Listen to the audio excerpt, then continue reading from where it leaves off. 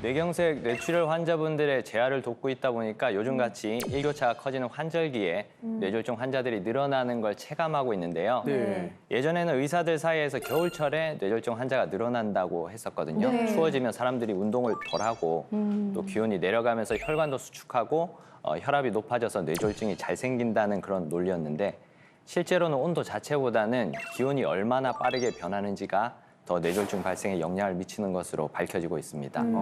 그래서 요즘처럼 일교차가 심할 때 특히 조심하셔야 됩니다. 찬바람 불면 풍조심, 환절기 뇌졸중 주의보. 그러면 실제로요, 이맘때 환자들이 많이 찾아오나요? 최근에 환자분들이 많이 늘긴 했어요.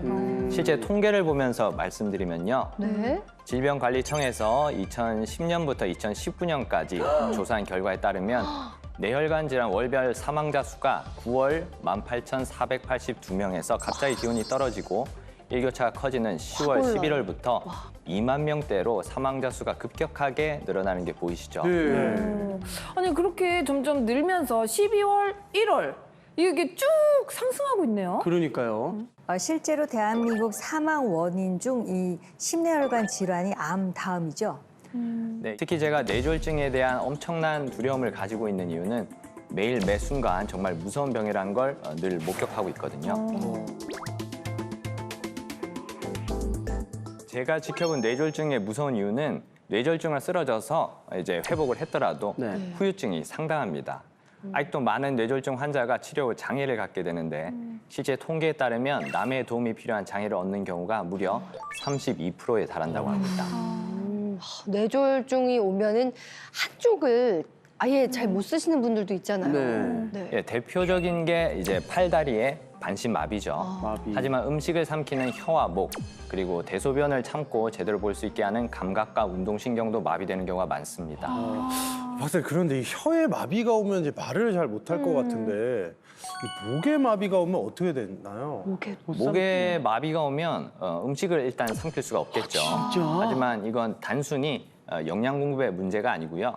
우리 목에는 두 가지 통로가 있습니다. 기도와 식도. 네.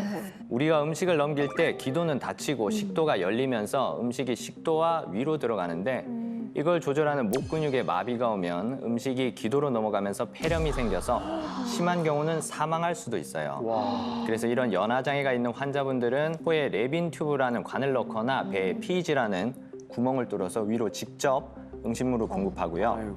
연화제화를 통해서 삼킴 기능이 돌아오면 이런 관들을 제거하고 입으로 음식을 드실 수 있습니다. 고생스러우시겠어요. 제가 현장에서 체감하는 뇌졸중의 예후를 통계로 내보면 20%는 누군가의 도움 없이는 못 걸을 정도로 걷는데 어려움이 생기고요. 다음으로 팔에 마비가 오면 40에서 50% 정도는 손을 어느 정도 사용하실 수 있는데 팔을 고정하거나 보조기를 사용하는 것을 포함한 수치입니다. 팔을 고정하거나 보조기를 착용하는 거는 왜 그런 건가요? 뇌졸중 환자분들은 회복되면서 근육의 힘이 돌아올 때 보통 근육 경직이 발생하는데 심한 경우 팔이나 주먹이 이렇게 오그라들어서 아예 펼 수 없는 상태가 돼요. 이때 의사들은 환자의 근육을 이완시키는 경직약을 처방해야 되고 또 근육을 편 상태로 고정할 수 있는 여러 가지 보조기를 사용해야 됩니다. 아니 그런데 이런 경우는 대부분 70에서 80대 이상 나이 드신 분들이 대부분인 거죠?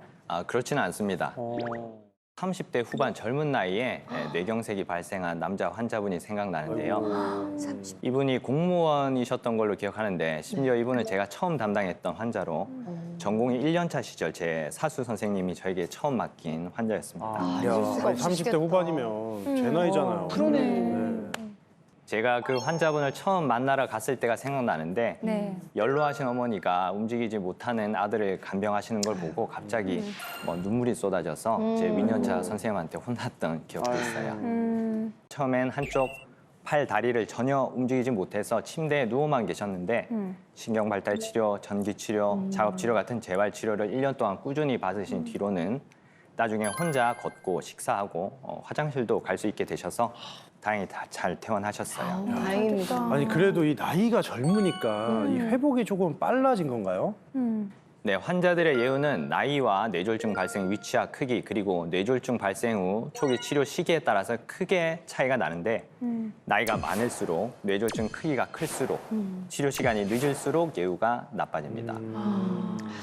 근데 그게 사실 사람의 기본 욕구잖아요. 뭐 먹고 화장실 가고 뭘 내가 혼자 하지 못한다는 게 너무 힘들고 맞아요. 자존감도 떨어지고 너무 속상하실 것 같아요. 네. 예, 얼마 전에 입원하신 70대 여성 환자분이 계시는데 스스로 숨을 쉬지 못해서 목에 구멍을 뚫어서 T튜브라는 관을 꽂고 또 스스로 먹지 못해서 코에는 L튜브라는 관을 넣어서 음식물 공급을 받고 소변을 또 혼자 보지 못해서 요도에 폴리카테터라는 관을 넣어서 유지하고 계셨는데 너무 고통스럽죠. 진짜 안타깝다. 어떻게 이 세 가지를 모두 하고 오셨는데 이런 처치를 하지 않으면 환자가 폐렴이나 요로 감염 같은 뇌졸중 합병증으로 사망할 수 있기 때문에 어쩔 수 없이 해야 되고요.